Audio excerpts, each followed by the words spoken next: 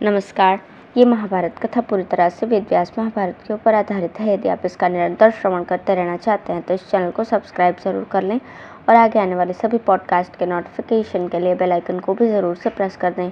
अब हम सुनेंगे सब प्रकार के दोषों से छूटने के लिए ज्ञान, वैराग्य और ब्रह्मचर्य का उपदेश। राजा युधिष्ठिर ने पूछा, पितामह, मनुष्य को किन दोषों का मन से त्याग करना चाहिए, किन्हें बुद्धि से शिथिल करना चाहिए, कौन दोष बारंबार आ जाते हैं और कौन मोहवश फलहीन से जान पड़ते हैं, तथा बुद्धिमान पुरुष अपनी बुद्धि से युक्तिपूर्वक किन दोषों के बलाबल का विचार करे। भीष्म जी बोले, राजन, अपने मूल कारण अज्ञान के सहित दोषों का नाश हो जाने पर पुरुष विशुद्ध चित्त होकर संसार से मुक्त हो जाता है।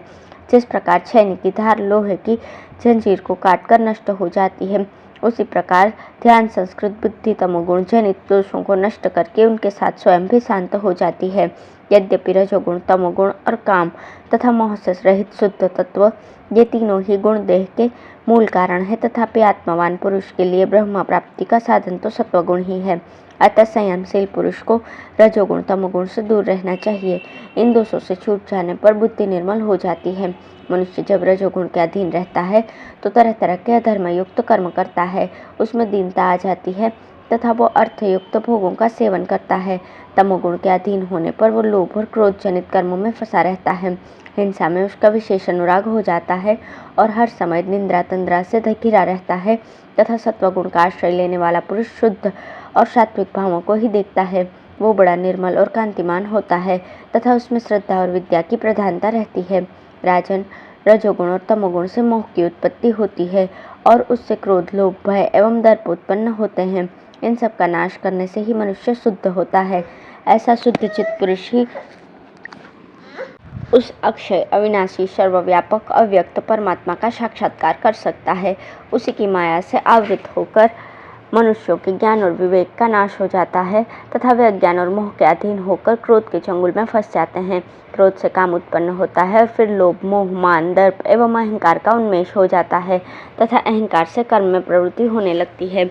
इस प्रकार जब कर्म होने लगते हैं तो जन्म मरण का निमित्त भी बन ही जाता है तथा जिसे जन्म लेना है उसे शुक्र और शोणित का संयोग होने पर मलमूत्र से भरे हुए रक्त से लथपथ गर्भस्थान में रहने की नौबत भी आ ही जाती है। अतः तृष्णा से तिरस्कृत और काम क्रोध आदि से बंधे हुए पुरुष को यदि उसे पार पाने की इच्छा हो तो वो प्रयत्नपूर्वक स्त्रियों के संसर्ग से दूर रहे, क्योंकि स्त्रियां भयंकर कृत्या के समान हैं। यह अज्ञानी मनुष्य को मोह में डाल देती हैं। स्त्री से ही उसके रज और अपने वीर्य द्वारा संतान की उत्पत्ति होती है, किंतु जिस प्रकार मनुष्य अपने अंग से उत्पन्न हुए जुओं को त्याग देता है, उसी प्रकार अपने न होकर अपने कहलाने वाले इन पुत्र आदि को भी त्याग देना चाहिए। इस देह से ही स्वभावतः श्वेत के द्वारा जुओं की उत्पत्ति होती है और कर्मवश वीर्य द्वारा पुत्र उत्पन्न होते हैं। अतः बुद्धिमान पुरुष को तो दोनों की ही उपेक्षा करनी चाहिए। यह बात ध्यान में रखो कि दुख की प्राप्ति तो शरीर के ग्रहण मात्र से निश्चित है, किंतु उसकी वृद्धि शरीर में अभिमान करने से होती है। अभिमान के त्याग से दुख का अंत होता है और जिसका दुख दूर हो जाता है वही मुक्त है। राजन, अब मैं तुम्हें शास्त्र दृष्टि से मोक्ष का उपाय बताता हूँ। जो पुरुष तत्व ज्ञान का अभ्यास करता है वो परम गति प्राप्त कर लेता है। जितने प्राणी हैं उनमें मनुष्य श्रेष्ठ है। मनुष्यों में द्विज और द्विजों में वेदज्ञ श्रेष्ठ है।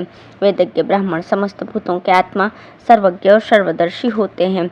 उन्हें परमार्थ तत्व का पूर्ण निश्चय होता है। नेत्रहीन पुरुष मार्ग में अकेला होने पर जैसे तरह तरह के दुख पाता है, वैसे ही ज्ञानहीन पुरुष को भी संसार में अनेकों दुख सहने पड़ते हैं। इसलिए ज्ञानी ही सबसे बढ़कर है। वाणी, शरीर और मन की पवित्रता, क्षमा, सत्य, धैर्य और स्मृति, ये श्रेष्ठ गुण प्रायः सभी धर्मों के मनुष्यों में देखे जाते हैं, किंतु ब्रह्मचर्य को तो शास्त्रों में ब्रह्म का ही स्वरूप माना गया है। यह सब धर्मों में श्रेष्ठ है। इसके द्वारा पुरुष परम गति प्राप्त कर सकते हैं। जो पुरुष इस व्रत का अच्छी तरह पालन करता है उसे ब्रह्मलोक की प्राप्ति होती है। मध्यम ब्रह्मचारी को स्वर्ग मिलता है और कनिष्ठ विद्वान ब्राह्मण का जन्म पाता है। ब्रह्मचर्य बड़ा कठिन व्रत है। इसका उपाय सुनो। ब्राह्मण को चाहिए कि जब रजोगुण की वृत्ति बढ़ने लगे तो उसे रोक दे, स्त्रियों की बातें न सुने तथा उन्हें वस्त्रहीन अवस्था में न देखे, क्योंकि यदि किसी प्रकार उन पर दृष्टि चली जाती है तो दुर्बल चित्त मनुष्य को काम का विकार हो जाता है। ब्रह्मचारी को यदि काम विकार हो जाए तो उसे कृच्छ व्रत करना चाहिए, और यदि स्वप्न में वीर्य स्खलित हो तो जल में गोता लगाकर 3 बार अघर्मर्षण मंत्र का जाप करना चाहिए।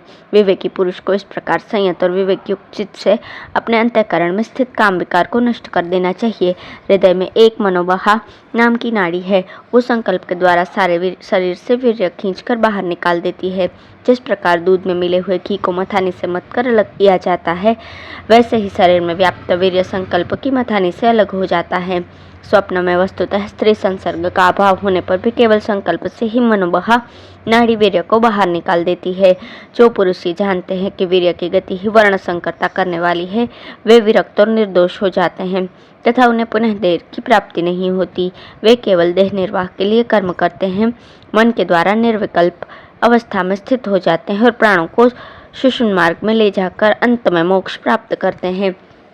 तथा जिन्हें ऐसा बोध हुआ है कि विश्व रूप में मन ही स्थित है, उन महात्माओं का प्रणवोपासना परिशुद्ध मन प्रकाशपूर्ण और निर्मल हो जाता है। अतः मन को वश में करने के लिए मनुष्य को निष्काम कर्म करने चाहिए। इससे वो रजोगुण तमोगुण से छूटकर यथेच्छ गति प्राप्त कर सकता है। अब है मुक्ति के लिए प्रयत्न करने का उपदेश। भीष्म जी कहते हैं, युधिष्ठिर, विषय भोगों में आसक्त रहने वाले प्राणी सदा दुख भोगते रहते हैं। जो महात्मा उनमें आसक्त नहीं होते, वे ही परम गति को प्राप्त होते हैं। ये जगत जन्म मृत्यु और वृद्धावस्था के दुखों, नाना प्रकार के रोगों तथा मानसिक चिंताओं से पूर्ण है।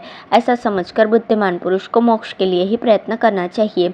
वो मन, वाणी तथा शरीर से पवित्र रहकर अहंकार को त्याग दे तथा शांतचित्त, ज्ञानवान एवं निष्काम होकर भिक्षावृत्ति से जीवन निर्वाह करता हुआ सुखपूर्वक विचरे। जीवों पर दया करते रहने से भी उनके प्रति मन में आसक्ति पैदा हो जाती है। ऐसा सोचकर दया और ममता की भी उपेक्षा कर दे तथा ये जानकर संतोष कर ले कि सारा संसार अपने अपने कर्मों का ही फल भोगता है। मनुष्य शुभ या अशुभ जैसा भी कर्म करता है, उसका फल उसे स्वयं भोगना पड़ता है। इसलिए बुद्धि और क्रिया के द्वारा सदा शुभ कर्मों का ही आचरण करे। किसी भी जीव की हिंसा न करना, सत्य बोलना, सब प्राणियों के प्रति सरल होना, क्षमा करना और प्रमाद से बचना, इतने गुण जिस पुरुष में उपस्थित हों, वही सुखी होता है।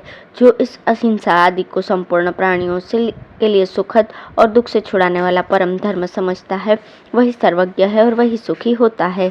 इसलिए बुद्धि के द्वारा मन को समाहित करके किसी भी प्राणी के प्रति राग द्वेष न करे, किसी का अहित न सोचे, दुर्लभ वस्तु की कामनाएं न करे तथा नश्वर पदार्थों की चिंता छोड़ दे और सफल प्रयत्न करके मन को ज्ञान के साधन में लगा दे।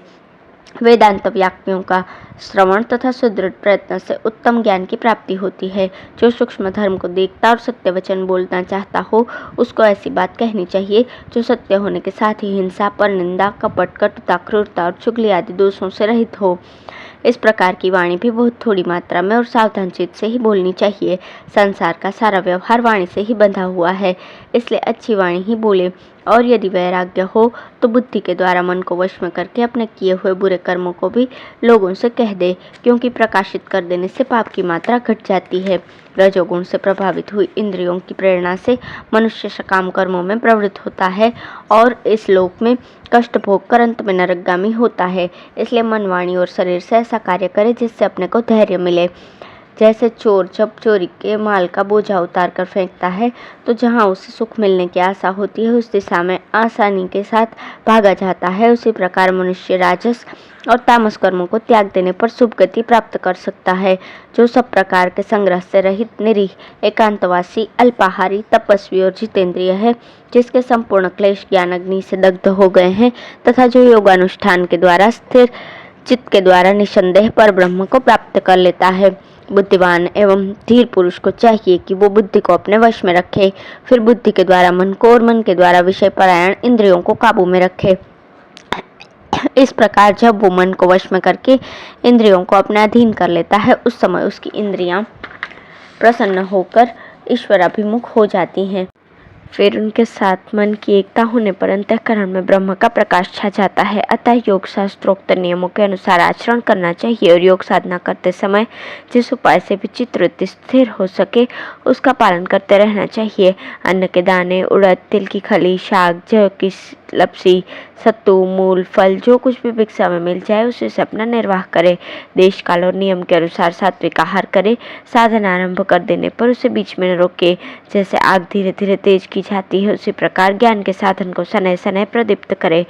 ऐसा करने से ज्ञान सूर्य की भांति प्रकाशित होने लगता है तथा ज्ञानी पुरुष काल, जरा और मृत्यु को जीतकर अक्षर, अविकारी, अमृत एवं सनातन ब्रह्म को प्राप्त कर लेता है। निष्कलंक ब्रह्मचर्य व्रत का पालन करने की इच्छा रखने वाले पुरुष को स्वप्न के दोषों पर दृष्टि रखते हुए निद्रा का सर्वथा त्याग कर देना चाहिए, क्योंकि स्वप्न में जीव को प्रायः रजोगुण और तमोगुण घेर लेते हैं। ज्ञान का अभ्यास तथा तत्व का विचार करने से जागने की आदत होती है तथा जो ज्ञान प्राप्त कर लेता है वो तो सदा जागृत ही रहता है। इंद्रियों के थक जाने पर सबको निद्रा आ जाती है, किंतु उस समय यद्यपि इंद्रियों का लय हो जाता है तो भी मन जागृत रहता है, इसलिए तरह तरह के स्वप्न दिखाई देते हैं। जैसे जागृत अवस्था में कामकाज में फंसे हुए मनुष्य के संकल्प मनोराज्य की ही विभूति हैं, उसी प्रकार स्वप्न के भाव भी मन से ही संबंध रखते हैं। कामनाओं में आसक्त पुरुष असंख्य जन्मों की वासनाओं को स्वप्न में अनुभव करता है। उसके मन में जो जो भाव छिपे होते हैं उन सबको अंतर्यामी जानता रहता है।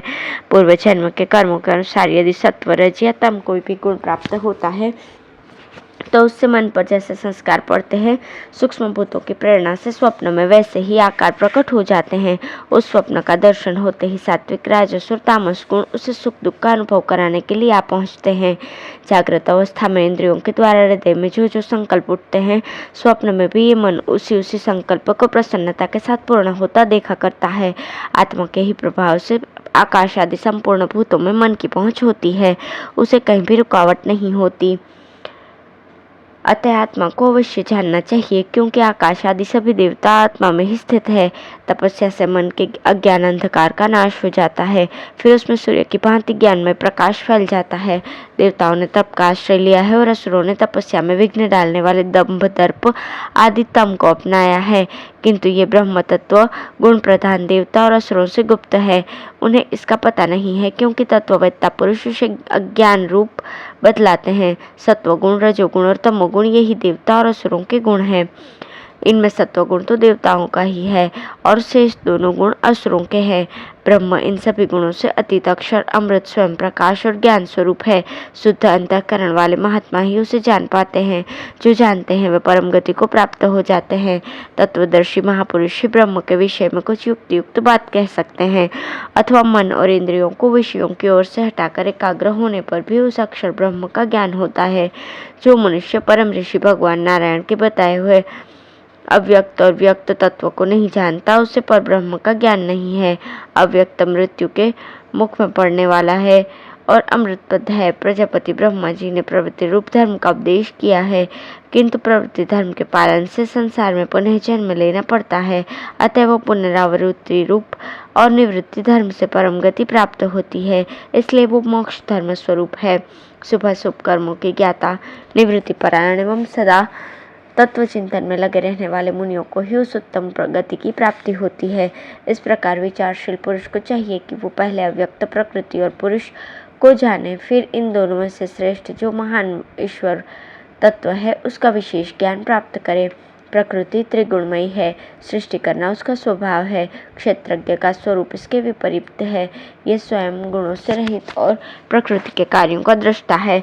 जीव और ईश्वर दोनों चेतन हैं। गुणादि लिंगों से रहित होने के कारण ये इंद्रियों के विषय नहीं होते। दोनों ही स्थूल पदार्थों से सर्वथा भिन्न है। प्रकृति और पुरुष के संयोग से चराचर जगत की उत्पत्ति होती है। जीव इंद्रियों से कर्म करने के कारण कर्ता कहलाता है। जो दिव्य संपत्ति अर्थात ब्रह्म ज्ञान प्राप्त करना चाहे, उस पुरुष को अपना मन शुद्ध रखना चाहिए और शरीर से कठोर नियमों का पालन करते हुए निष्काम तप का अनुष्ठान करना चाहिए। आंतरिक तप चैतन्यमय प्रकाश से युक्त है, उसमें तीनों लोक व्याप्त हैं। सूर्य और चंद्रमा भी तप से ही आकाश में प्रकाशित हो रहे हैं। लोक में तप शब्द विशेष प्रसिद्ध है। तप का फल है प्रकाश और ज्ञान। रजोगुण और तमोगुण का नाश करने वाला निष्काम कर्म ही तप है। ब्रह्मचर्य और अहिंसा शारीरिक तप है। वाणी और मन का संयम मानसिक तप कहलाता है। वैदिक विधि को जानने और उसके अनुसार चलने वाले द्विजातियों का अन्न ग्रहण करना उत्तम माना गया है। ऐसे अन्न का नियम पूर्वक आहार करने से रजोगुण से उत्पन्न होने वाला पाप शांत हो जाता है तथा साधक की इंद्रियां विषयों की ओर से विरक्त हो जाती हैं। इसलिए भिक्षा में उतना ही अन्न ग्रहण करना चाहिए जितना जीवन रक्षा के लिए वांछनीय हो। इस प्रकार योग युक्त मन के द्वारा जो ज्ञान प्राप्त होता है उसे जीवन के अंत समय तक पूरी शक्ति लगाकर धीरे धीरे प्राप्त कर ही लेना चाहिए। धैर्य नहीं खोना चाहिए। कुछ योगी आसन की दृढ़ता से शरीर को धारण किए हुए बुद्धि के द्वारा मन को विषयों से हटाते हैं और इंद्रियों लोकों से अपना संबंध त्याग कर उनकी अपेक्षा सूक्ष्म होने के कारण प्राण और इंद्रियों को अपने से अभिन्न समझते हैं। कोई शास्त्र में बताए हुए क्रम से उत्तरोत्तर सूक्ष्म तत्व का ज्ञान प्राप्त करते हुए पराकाष्ठा तक पहुंचकर बुद्धि के द्वारा ब्रह्म का अनुभव करते हैं। कोई योग के द्वारा अंतःकरण को पवित्र करके अपनी महिमा में स्थित लगे हुए उस परम पुरुष को प्राप्त होते हैं जो व्यक्त से भी श्रेष्ठ हैं। इसी प्रकार कोई तो ध्यान धारणा के द्वारा सगुण ब्रह्म की उपासना करते हैं और कोई इस परम देव का चिंतन करते रहते हैं जिसे बिजली के समान सहसा प्रकाशित होने वाला और अक्षर कहा गया है। कुछ लोग तपस्या से अपने पापों को दग्ध करके अंतकाल में ब्रह्म की प्राप्ति करते हैं। इन सभी महात्माओं को उत्तम गति प्राप्त होती है। जिनका मन ज्ञान के साधन में लगा हुआ है वे मर्त्य लोक के बंधन से छूटकर रजोगुण से रहित एवं ब्रह्मभूत होकर परम गति प्राप्त कर लेते हैं। वेद को जानने वाले विद्वानों ने इस प्रकार ब्रह्म को प्राप्त कराने वाले धर्म का वर्णन किया है। अपने अपने ज्ञान के अनुसार उपासना करने वाले सभी साधकों की उत्तम गति होती है। जिन्हें राग आदि दोषों से रहित सुदृढ़ ज्ञान प्राप्त होता है उनकी मुक्ति हो जाती है। जो संपूर्ण ऐश्वर्यों से युक्त अजन्मा दिव्य एवं अव्यक्त नाम वाले विष्णु भगवान की भक्तिभाव से शरण लेते हैं वे ज्ञान आनंद से तृप्त और निष्काम हो जाते हैं तथा अपने अंतःकरण में श्री हरि को स्थित जानकर अव्यय रूप से हो जाते हैं। उन्हें फिर इस संसार में नहीं आना पड़ता। जो प्रकृति और उसके कार्य को तथा सनातन पुरुष को ठीक ठीक जानते हैं वे तृष्णा से रहित होकर मोक्ष प्राप्त कर लेते हैं। संसार को शरण देने वाले ऋषि श्रेष्ठ भगवान नारायण ने जीवों पर दया करने के लिए ही इस अमृतमय ज्ञान को प्रकाशित किया है। धन्यवाद।